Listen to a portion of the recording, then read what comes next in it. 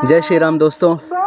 I don't know why I am saying दोस्तों, पर एक बहुत अच्छा टॉपिक मिला मेरे भाई से जिसके बारे में आज हम चर्चा कर सकते हैं। हम बस ऐसे ही बैठे थे एंड आई वाज थिंकिंग कि हम किस बारे में बात करें, and I also hope so कि पीछे जो नाम उच्चारण चल रहा है भगवान का वो मेरी वॉइस को ओवरलैप ना करे। नाउ तो उसने एक बड़ी अच्छी बात बोली।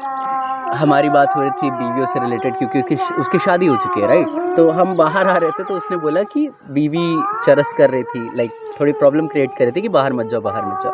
एंड आई वाज लाइक कि हाँ मेरी भी मैडम जो है सो वो भी कह रही थी क्यों जा रहे हो, कहाँ जा रहे हो एंड ऑल। तो उसने बोला अभी तेरी शादी कहाँ हुई है, तो मैंने बोला हाँ लेकिन फिर भी होता है हमेशा ही एक रिलेशनशिप में लड़कियाँ पूछती हैं कहाँ जा रहे हो क्यों जा रहे हो, कभी कभी मना भी करती हैं। Same goes with boys also. तो उसने बोला लेकिन तुझे तो पता है ना उससे शादी नहीं हो पाएगी फॉर पर्टिकुलर रीज़न, मैं आपको ये कभी बाद में बताऊंगा। तो मैंने बोला कि यार ये तो भगवान जाने। तो कहते हैं कि भगवान नहीं तू ही जानेगा क्योंकि ज़िद तो तू ही करेगा। तो मैं बोला यार ये भी भगवान जाने, क्योंकि आई डोंट नो कि मैं इसके लिए ज़िद करूँगा कि नहीं, मैं कितने अग्रसर रूप से इस चीज़ पे स्टैंड लूँगा। क्या इसके लिए कोई अल्टरनेट मिल पाएगा नहीं मिल पाएगा, हालांकि मैं करना तो चाहता हूँ। नाउ द थिंग इज़ कि इसका ये जो सवाल है, ये सवाल सबसे ज़्यादा किसकी तरफ हिंट करता है, ये इसकी तरफ हिंट करता है कि समाज में आजकल चल क्या रहा है। तो समाज के हिसाब से बेसिकली मैं ब्राह्मण जाति में पैदा हुआ हूँ, मैं ब्राह्मण कुल में पैदा हुआ हूँ, लेकिन मेरे कर्म ब्राह्मण जैसे नहीं हैं। ना मेरे अंदर ज्ञान है, ना मैं शास्त्र पढ़ता हूँ कभी कभी, और ना ही मैं शास्त्र पढ़ाता हूँ, और ना ही मैं भीख मांग करके भोजन करता हूँ। ठीक है, मैं बाहर जा कर के पैसे कमा चुका हूँ, मैं बहुत सारी ऐसी चीज़ें करता हूँ जिसमें पैसे इन्वॉल्व हैं। सो बेसिकली मेरे ब्राह्मण जैसे कर्म नहीं हैं। इस बारे में आपको बताऊँगा कभी फ्यूचर में कि ब्राह्मण के पास धन और संपत्ति क्यों नहीं रहती, और क्यों ब्राह्मण को ऐसा लिखा हुआ है कि वो केवल पढ़ेगा पढ़ाएगा और भीख मांग कर ही भोजन करेगा, या दान में जो मिलेगा वही वो लेगा और दान वो करता भी जाएगा। ठीक है, इस ब्राह्मणत्व पे हम कभी बाद में आएंगे। लेकिन जो सबसे बड़ी बात है वो यहाँ पे है कि मैं ब्राह्मण जाति में पैदा हुआ हूँ। ठीक है, एंड आज के समाज के हिसाब से एक सरनेम डिफाइन करता है कि किसकी किससे शादी हो सकती है। सो फॉर एन एग्जांपल अगर मैं अपनी बात लूँ तो मैं दुबे, तिवारी, शर्मा, त्रिपाठी, त्रिवेदी और कौन मिश्रा, पांडे, इन सब से शादी कर सकता हूँ। लेकिन मैं किन से शादी नहीं कर सकता हूँ अकॉर्डिंग टू दिस समाज?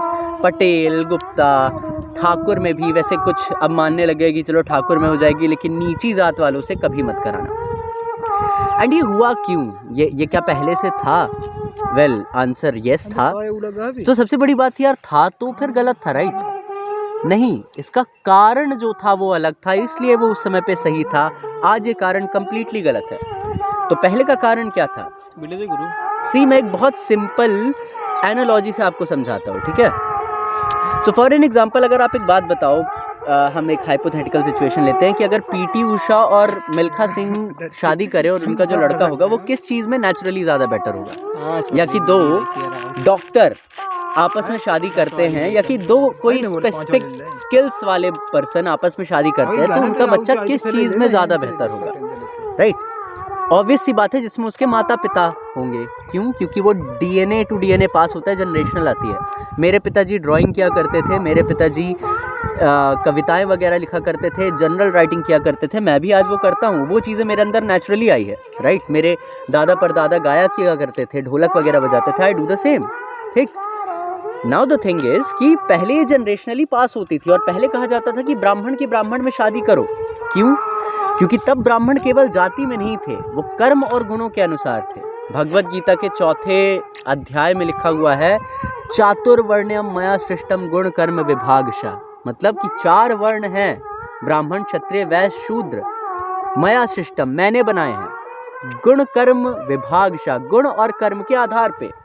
ठीक, तो इसीलिए पहले ऐसा होता था कि बड़े बड़े राजा जैसे कि विश्वामित्र जी थे, वो अपनी तपस्या से वो अपने आप को इतना साधे, ब्राह्मणत्व का कार्य और गुणों को इतना साधे कि वो एक ब्रह्म ऋषि बन गए। यही सेम चीज़ जो परशुराम जी थे, वो ब्राह्मण कुल में पैदा हुए, ब्राह्मण का ज्ञान होते हुए भी अपने आप को इतना साधे कि उनके अंदर क्षत्रिय के गुण आ गए, इसीलिए उनको क्षत्रिय ब्राह्मण कहा जाता है, राइट। अब आज के ज़माने में क्या ऐसा है? मैं खुद पैदा हुआ मेरे घर में ये नहीं बताया गया कि ब्राह्मण का क्या कर्म है, ब्राह्मण को जन्मजात क्या करना चाहिए। तो मैं शूद्रों वाले काम करने लग गया, और शूद्रों वाले काम भी कुछ बुरे थोड़ी हैं। ये भी बड़ा क्लियरली लिखा हुआ है कि जन्मने जायते शूद्रा संस्कारित भवेद द्विजा वेद पाठेद भवेत विप्रा ब्रह्म जानेति ब्राह्मणा। तो जन्म जायते शूद्रा मतलब कि पैदा होते ही सब शूद्र होते हैं, मैं और आप सब शूद्र हैं। वो तो ब्रह्म का ज्ञान पाके, ब्रह्म क्या है इस बारे में भी हम कभी और बात करेंगे, लेकिन ब्रह्म का ज्ञान पा करके ही कोई ब्राह्मण कहला सकता है। बिना ब्रह्म का ज्ञान पाए कोई ब्राह्मण नहीं कहला सकता। वो चाहे ब्राह्मण कुल में पैदा हो, चाहे जितने कुरुकुल में हो, वो चाहे जितने जप योग साधना सब कर ले, अगर वो ब्रह्म की परिभाषा छोड़ो, ब्रह्म का आभास नहीं जानता तो वो ब्राह्मण नहीं। ठीक।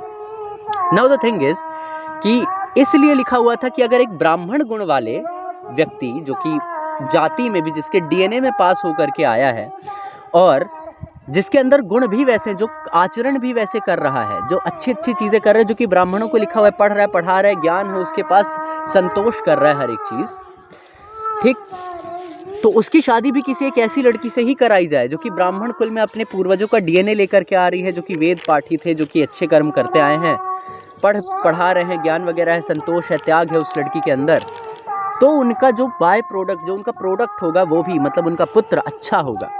इसी प्रकार से क्षत्रिय क्षत्राणी से किया जाता था क्योंकि बच्चा ज़्यादा तेजवान हो, इसमें कुछ गलत नहीं था। लेकिन आज क्या है, ब्राह्मण भी शूद्रों जैसे कर्म कर रहे हैं। आई एम नॉट सेइंग कि शूद्र कुछ बुरा काम है, आई एम जस्ट सेइंग कि ज्ञान है ही नहीं, ठीक। और जहाँ तक बात रही शूद्र की, शूद्र क्लासिफाइड भी कर्म से ही होते थे। जाति तो ठीक है जो थी पहले थी, और पहले के जाति में जो पैदा होते थे वो वैसे अनुसार कर्म भी करते थे, लेकिन आज शूद्र केवल वही है। शूद्र की परिभाषा आप किसी हीन भाव से या गंदे भाव से मत लीजिए, ऐसे समझिए कि शूद्र वो है केवल जो ऐसे काम करता है which are unhygienic. For an example, जो चमड़े का काम करता है उसी को पहले चमार कहते थे, आज तो किसी को भी कह दिए जिसका सरनेम है। चमड़े के काम करने वाले को चमार, बर्तन वगैरह मांजने वाले को कहार, और सीवेज वगैरह साफ करने वाले को या कि लाश वगैरह उठाने वाले को डोमार, राइट, ये सारी चीज़ें कहते थे। इसलिए कहते थे कि उनकी उसी में शादी कराओ, लेकिन आज ऐसा नहीं है। आज मैं लिटरली मैं किसी से कह रहा था कि अगर कोई लड़की वर्मा है फॉर एन एग्जाम्पल, तो शादी नहीं होगी तिवारी से, राइट, लेकिन अगर बस यही कि उसके 2 जनरेशन पहले ही उसका नाम वर्मा से शर्मा हो गया, 2 जनरेशन पहले उसके बाप दादा ने चेंज करा दिया, तो करा दोगे शादी? तुमको पता कैसे चलेगा कि ब्राह्मण थे कि नहीं? तुमको क्या पता है, अपने शाखा पता है, तुम्हें अपना गोत्र पता है क्या, तुम्हें अपने प्रवर पता है क्या, तुम्हें वेद उपवेद ये सारी चीज़ें पता है? नहीं। तब तो ये बड़ी मुश्किल वाली चीज़ है ना। इस चीज़ के लिए मैं टोटली कहूँगा कि ये लोगों की अज्ञानता और मूर्खता है कि आज किसी को किसी से शादी नहीं करने दिया जा रहा है, या कि उसको बायकॉट किया जा रहा है जस्ट बिकॉज उनका सरनेम वैसा है। क्यों? क्योंकि गुण देख कर ही शादी की जाती थी हमेशा। जाति, केवल जाति देखकर नहीं, जाति भी देखते थे, फिर गुण भी देखते थे, क्योंकि ऐसा हो सकता है कि एक ब्राह्मण कुल में पैदा हुआ इंसान अपने कर्मों और गुणों से शूद्र के कर्म गुणों में आ जाए और वो ब्राह्मण न कहलाए, है ना। तो इस बारे में बहुत अच्छी चर्चा है, इस बारे में हम और डिटेल्ड में जाएंगे। चारों वर्णों के क्या कर्म और गुण हैं, इन पे भी चर्चा करेंगे, किनकी किससे शादी होने पे क्या प्रोडक्ट या कि क्या पुत्र के गुण होते हैं, ये सारी चीज़ें हम डिस्कस करेंगे। अभी के लिए मैं जानना चाहूँगा आप सभी का धन्यवाद। ये बोलते हुए मुझे बहुत अजीब लग रहा है क्योंकि मैंने कभी नहीं किया ठीक है, I'm gonna go। जय श्री राम।